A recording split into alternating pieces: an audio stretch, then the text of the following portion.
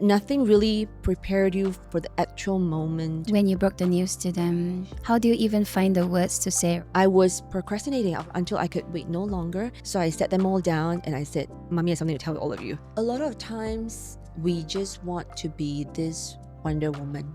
But when I couldn't do that, I have to acknowledge and accept that resilience also come in other forms. It can also be showing when I'm vulnerable. It was like a wake-up call to me that, okay, I don't need to have it all together. And it's okay for me to show those moments of weakness, because the children, we can also lean on them. We can also draw strength from them. Yes. And they can also support me more than I support them.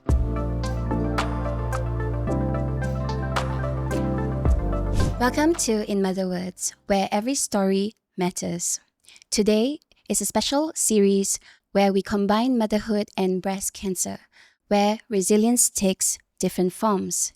We often imagine resilience as hiding fear and showing only strength.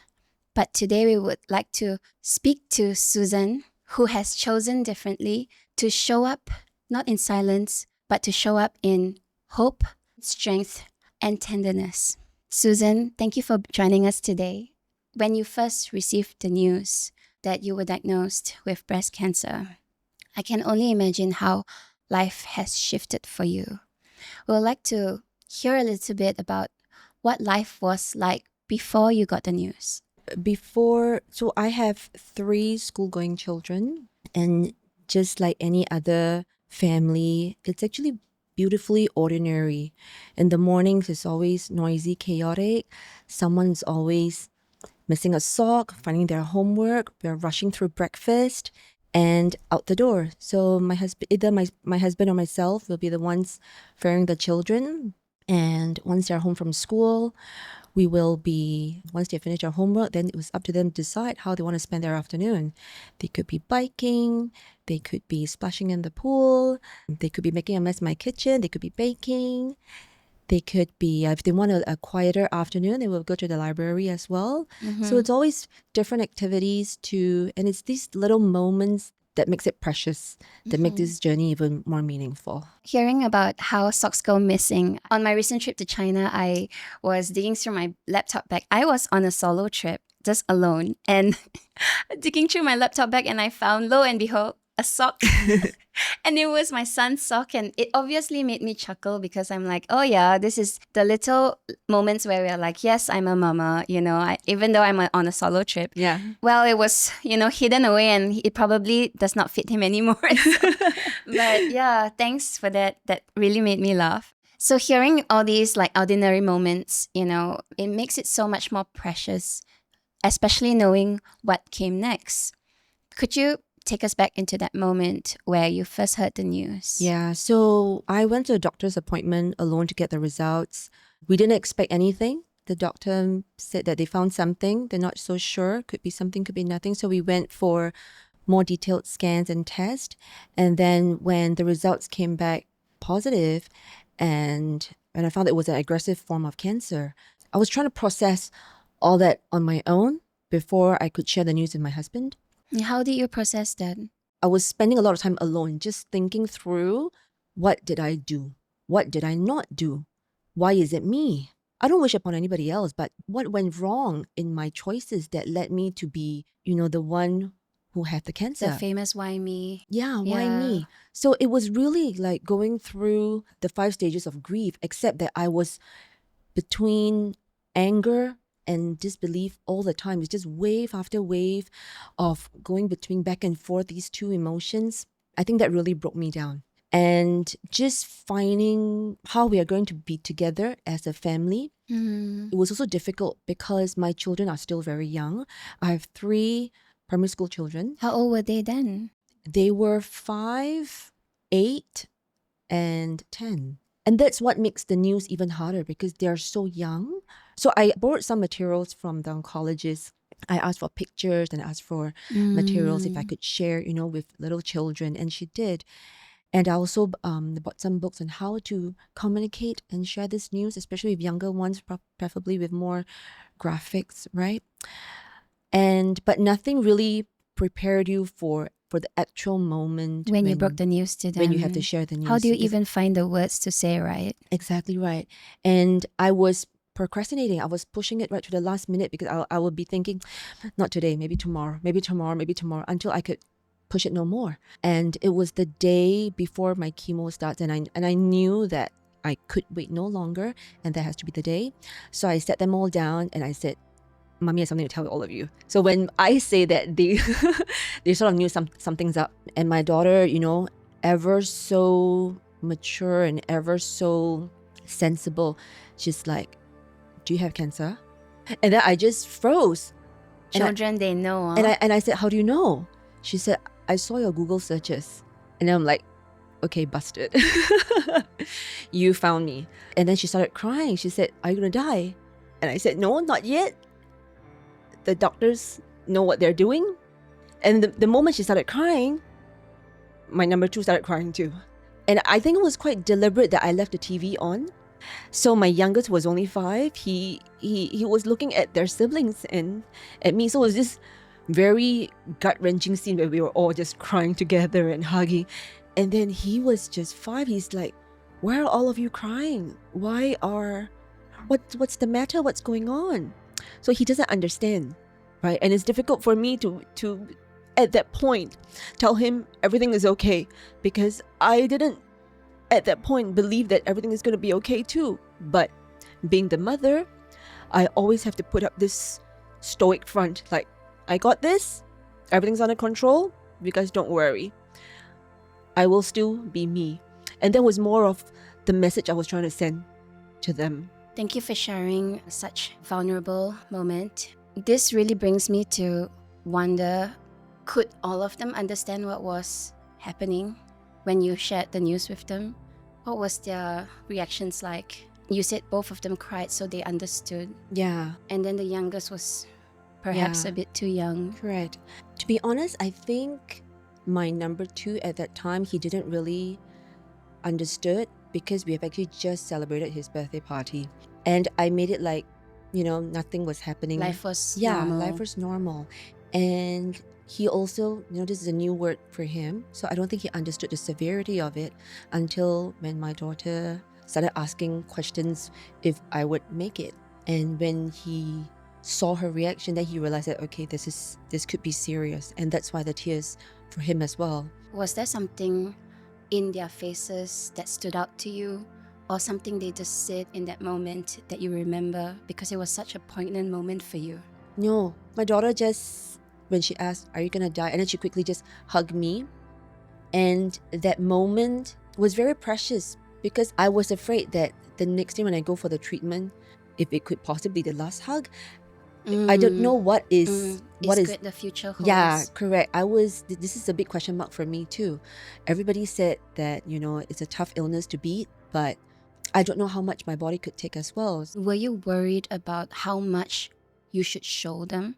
In your vulnerability, this was so vulnerable for you.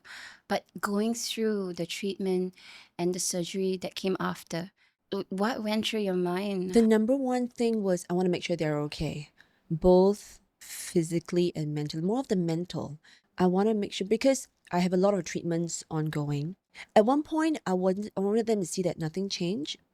I'm still me. I'm still strong.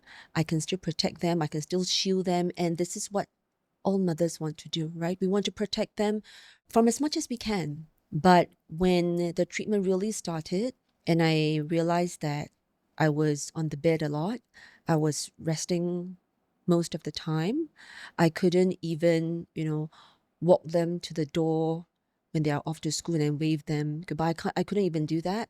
That's why I said just now, with all the precious moments, right? Yes. Like rushing through breakfast and Yes. putting their files in their backpack and getting them out the door. Those were really little things that I missed the most, because I couldn't find the strength to do that again. And in my mind, I didn't know when I can do that again. Then came this powerful act that you share with me. You invited your children into the process of shaving your head, right? Tell us why this was important to you, to invite your children. I've heard of stories where some cancer warriors, they go Cancer through that. warriors. Cancer Yeah. warriors. They face it alone. So they will be in their bathroom with their clipper and just do it on their own. But I mean, right from the start, losing your hair is the most obvious sign that you're fighting cancer. And I wanted them to see rather than, I shave it quietly without them knowing. And then when they come home from school, they see that, oh, mom is bald. That is not what I wanted. You didn't want to shield them. No, I didn't. It was quite deliberate, in fact. So I had very long hair back then. So I asked each of them to grab a pair of scissors. And then all three of them were like cutting off sections of my hair until it became this length. So that was easier for me to shave it after. And I think just being there to witness me doing the act, it's also of no surprise to them. And interestingly, it became a more lighthearted moment rather than I mean I could have been in the bathroom crying alone, but with their presence, interestingly, I actually leaned on them. It became a family moment. Yeah, And you walked through the hardest part together. correct, yeah. And there was also an interesting story where my husband also stood in solidarity, right? So when he bought the clipper home, he was going to test out to see, oh, is it working? Is there a battery? So he just straight away went for it. And they're like, no, no, no, no, no, I don't want you to do it. I can do it on my own. I'm okay. Then he's like, no, it's okay. I got this. And then he went to do He it. shaved his head? Yeah, he shaved his head. Before you shaved your head. Before me, telling me that he's testing the clipper. But then what did your children say? Then he's like, oh, daddy's botak now. So then it was my So turn. that kind of set the stage a little bit. Correct. So there was a little bit of giggles and more lighthearted already because there were laughs Oh, and what a supportive husband. we're just trying to, not make this such a solemn and tragic moment, right? Then when it came to my turn to shave, and then I was going through, okay, so after they cut that, I was trying to shave it off. And after like 2 rounds, the blinker on the clipper light came on. It was like, nah, like low bed. And then Daddy used all the battery. yeah. And there I was with my half-shaven head. And then I'm like, look what you've done.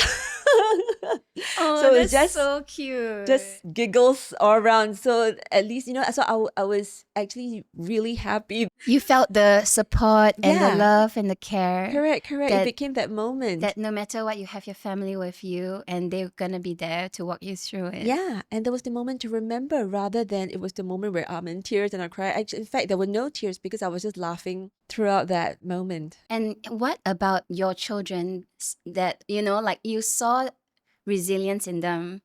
And for you to even take this beautiful moment, that was resilience in you that you are showing them as mom. How did that carry through the process of treatment, and what did that reveal to you? So a lot of times we just want to be this Wonder Woman, right? Moms, we Don't got we it all? all. Yeah, we have all the ducks in a row. The house is running perfectly. We know everybody's schedule, calendar, and all that. But when I couldn't do that, I have to acknowledge and accept that resilience also come in other forms and other ways, not just by show of strength. It can also be showing when I'm vulnerable. Honesty is a sign of resilience. Yeah. So they would be able to also confront in future when they're feeling angry, when they're feeling sad. And those moments throughout my journey as well, they will always tell me sometimes, I'm angry that you have cancer. I'm upset the illness have turned you like that. But I know that you're still my mommy and you still look beautiful. And I know that you still love me. So those words came out from their mouth. And it was like a wake-up call to me that, okay, I don't need to have it all together. And it's okay for me to show those moments of weakness because the children, we can also lean on them.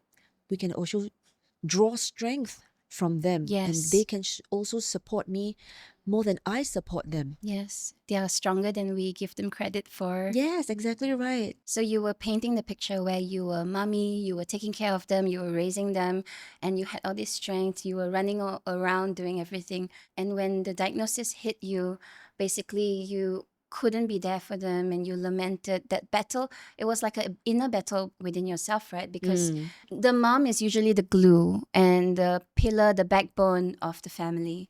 And when that was taken from you, you must have, really gone through the trenches, I would say, and came out the other side. Now that you are in remission and you're a survivor, what has that revealed to you about motherhood? I think motherhood is really more than just being the picture perfect one that we always want the children to see. We always want to let them see our best I side, right? agree. We have all the answers. We can do everything. We can go from work to kitchen, and we can cook and we can clean. We can do it That all. reminds me of the dress toilet sign. They say it's not a dress, it's a cape. Yes. But then during those moments, I mean, this is also a teaching lesson, not just for them, but it's also for me, that I don't need to know it all. And the children really taught me more lessons than I did of Mm. them. They taught me that to be honest with yourself, to show all your emotions. It's okay to cry. It's okay to be angry. It's okay to be upset. All these are okay. You don't have to bottle everything up. And I hope that my journey is also a teaching point for them to know that, if they ever feel like that in school or around their friends, it's also okay to come home and share, and not having to think that they have to keep it all together within them. When I was younger, I was raised by my grandmother. And my favorite thing to do was whenever I was sad, I would put my head on her lap. And when I lost her, it was the most painful loss because I felt like my grandma was like a mom to me. She, was the figure who was consistent. She was the consistent parent. And when I had my son and he was maybe like old enough, I kind of missed that. And I had a moment where I, kind of crawled to him and then put my head on his lap. And he embraced it, Yeah. and he embraced having me in that moment. And he knew exactly what to do. He just like put his hand on my head Yeah. and comforted me and said, "Are you sad?" I was like, "Oh my gosh." And I had that Yeah. again. So you're so right to say that we can lean on our children, and it's all right to do that, because they are stronger than we give them credit for. Their resilience, they understand as well. Like, we don't have to shield them to protect them. We can share some of this to show them and allow them to grow with us, right? That brings us to, if your children was to say something about their mommy today, about all that has changed, what would they say? I posed that question to my children, and I told them that I'm coming for this recording today, and Auntie Steph would like to ask them this question, and if they could write something for me. And they told me not to look at it until I got here. So it would be a good it's also Eye good for opener. me to know Surprise. what they wrote. Okay, so this one is by my eldest, my daughter. It's actually, yeah, it's very colorful because So cute. she wrote like Slay Queen and Sigma for the boys. So she actually wrote, if there's a message to also another child who is going through what she had gone through, she would say, stay strong, don't give up. It's okay not to be okay. Talk to your school counselor or any trusted adult. And to the adult, you're not alone, so don't be okay and don't give up. Cancer sucks, but we are here for you. And then the Slay Queen picture. And then this is by my Very youngest. thoughtful of her. This is my youngest. He Oh. said, yeah, this is the now in primary 1. He said, you are strong. You're awesome. You're loved. You are not alone. You're tough. You're courageous. You are brave. You are a fighter. And then this is my number 2. He wrote to Mom, I learned that you like to cry, but it's okay to cry. Cancer is not very deadly. It's the treatment. The treatment is called chemotherapy. You can always pray to God for help. Okay, that's very cute. That's very, very cute. Thank you for sharing. That's so precious. I'm sure they would appreciate having shared this, and I'm sure they've learned so much through this journey together with you. It would stay with them till they're adults as well. I hope so. They will. Susan, is there something you would like to say to another mom or another woman who is not yet a mom or is not a mom, who is just beginning this journey, who just got diagnosed? What would you like to say? It's a difficult topic to share with your family and especially your young ones, but have trust and faith that they will be able to overcome.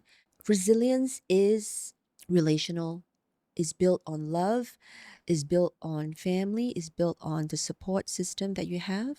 And we're also very thankful that we have a lot of friends who came and helped us in those moments where we needed them. So know that they will be able to walk through together with you. It's not about walking alone on your journey.